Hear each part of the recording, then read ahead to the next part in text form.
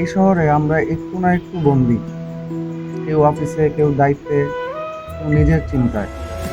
সকালে উঠি, কাজ করি, দৌড়াই, তারপর ক্লান্ত হয়ে ঘরে ফিরি আর ভাবি এটাই বুঝি জীবন। কিন্তু আজ একটু থামলাম, আমার জীবনের দুটি সবচেয়ে দামি মানুষের জন্য, আমার স্ত্রী আর আমার ছোট্ট বেবি। এই শহরে আমরা যত দ্রুত দৌড়াই, যত বেশি প্রকৃতি থেকে দূরে সরে যাই, কংক্রিটের দেয়ালে আমরা এমনভাবে আটকে গেছি যেন আকাশ দেখাটাও এখন এক বিলাসিতা। কিন্তু আজ হঠাৎ মনে হলো, মানুষ শুধু কাজ করার জন্য জন্মায়নি, মানুষ জন্মেছে শ্বাস নেওয়ার জন্য। আর সেই শ্বাসটা সবচেয়ে বেশি পাওয়া যায় গাছের নিচে, খোলা আকাশে আর জীবনের সহজ মুহূর্তে। এই জন্য আমরা চলে এসেছি চিড়িয়াখানা। আবার বলো তুমি, হাত দুটো ছড়া দিতে। আমরা চলে এসেছি চিড়িয়াখানা। বলো, আমরা চলে এসেছি চিড়িয়াখানা। হ্যাঁ।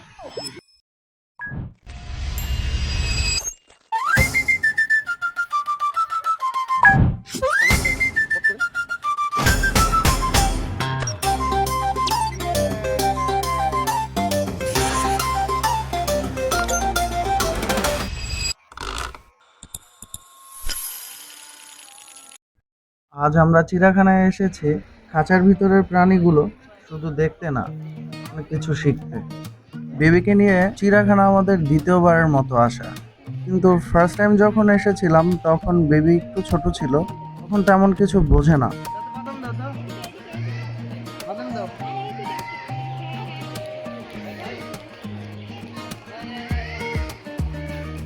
কিন্তু এখন অনেক কিছু বুঝতে শিখেছে, দেখতে শিখেছে, আর অনেক কিছু জিজ্ঞেস করতে শিখেছে। বাচ্চারা যত জিজ্ঞেস করবে তত শিখতে পারবে। আমরা অনেক সময় অনেক কিছু জিজ্ঞেস করি কিন্তু সেটার উত্তর খুঁজে পাই না। বেবির এটা ফার্স্ট টাইম না, এটা সেকেন্ড টাইম বেবি চিড়িয়াখানা আসছে। বেবি, তুমি তিনবার আসছো চিড়িয়াখানায়? আজকে ওয়েদারটা মোটামুটি খুব সুন্দর, তেমন বেশি রোদও নাই, তেমন বৃষ্টিও নাই, সুন্দর। মনে মনে থাকে, ভিতরে রেখে দিই, কাউকে প্রকাশ করতে পারি না। বাচ্চারা এমন না, বাচ্চারা মনে যেটা আসে সেটাই জিজ্ঞেস করে ফেলে। সামনে কে থাকুক বা না থাকুক কখনোই চিন্তা করে না। তাই মূলত বেবিকে অন্তত কিছু শেখানোর জন্য হলেও চিড়িয়াখানায় আসা খুবই জরুরি। এখানে অনেক ধরনের প্রাণী আছে, বাঘ, ভাল্লুক, হরিণ, সিংহ।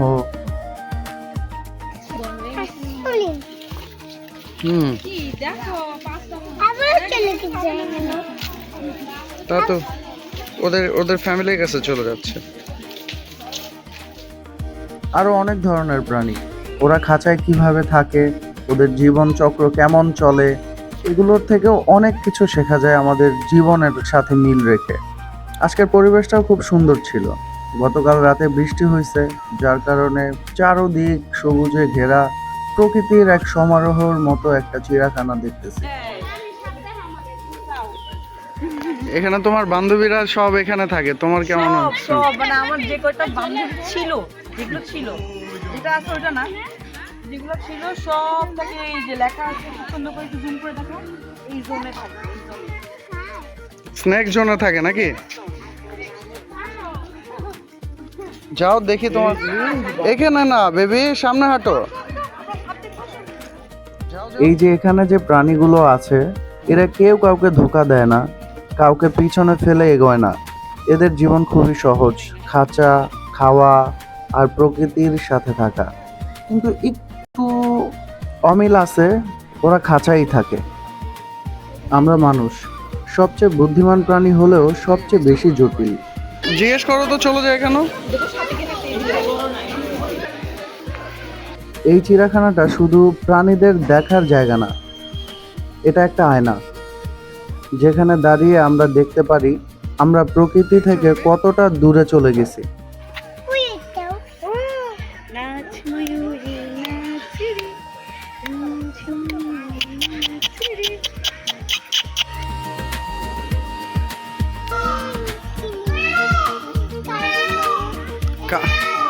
কালোটা নিয়ে আসবো?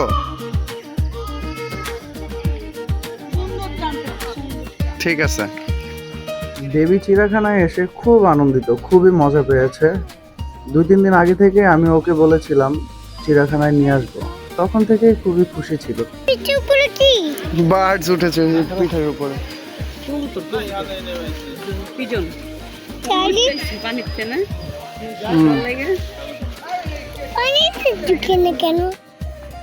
তো এখানে প্রাণীগুলো দেখে ওর চোখে অনেক প্রশ্ন। কেন পাখি ওড়ে, কেন ওরা খাঁচায় থাকে, কেন শুয়ে থাকে, কেন দৌড়ায়, কি খায়, কিভাবে খায়, আরো অনেক কিছু। এই প্রশ্নগুলোই আসলে জীবনের শুরু। আমরা বড় হয়ে এই প্রশ্ন করা বন্ধ করে দিই, আর সেখান থেকেই শেখা থেমে যায়। এই ছোট মানুষটা আমাকে আবার মনে করিয়ে দেয়, শেখা মানেই বই না, শেখা মানে দেখা। ওর কৌতূহলটাই ওর সবচেয়ে বড় শক্তি, আর আমি ওর পাশে দাঁড়িয়ে আবার নতুন করে শিখি প্রকৃতিকে দেখা। মাঝে মাঝে ওর দিকে তাকিয়ে ভাবি, এই নিষ্পাপ হাসিটা ধরে রাখার জন্যই তো আমাদের সব লড়াই। সংসার মানে কেবল একই ছাদের নিচে থাকা নয়, সংসার মানে একে অপরের ক্লান্তিগুলো ভাগ করে নেওয়া। আজ এই বিকেলে ওর মুখের দিকে তাকিয়ে মনে হলো আমরা দামি কোনো রিসোর্টে আসিনি, হয়তো খুব রাজকীয় কোনো আয়োজন নেই, কিন্তু ওর এই তৃপ্তির হাসিটা পৃথিবীর যে কোনো লাক্সারি ট্যুরের চেয়ে দামি। ভালোবাসা মানে তো আসলে দামি গিফট নয়, ভালোবাসা মানে একে অপরের একটু কোয়ালিটি টাইম দেওয়া, একে অপরকে বোঝা। এই যে ঝালমুড়ি, রাস্তার ধারের এই সাধারণ খাবারটা যখন আমরা 3 জন মিলে শেয়ার করেছি, তখন মনে হয় জীবনটা তো আসলেই এমনই হওয়া উচিত ছিল, সহজ ও সরল। আমরা কেন জীবনটাকে অনেক জটিল করে ফেলেছি? বড় গাড়ি, বড় বাড়ি আর স্ট্যাটাসের লোভের আমরা ছোট ছোট মুহূর্তগুলোকে বিসর্জন দিচ্ছি।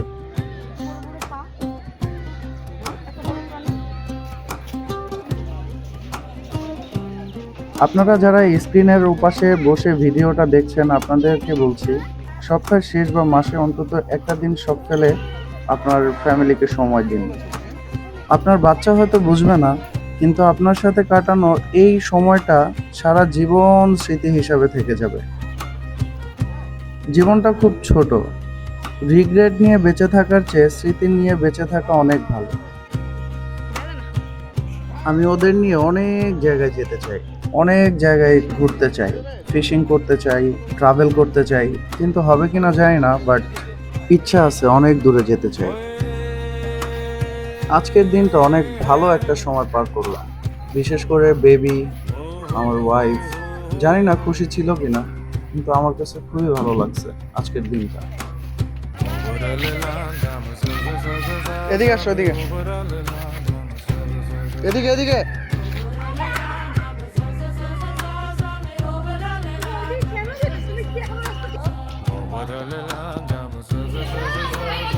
এই দেখতে আলু।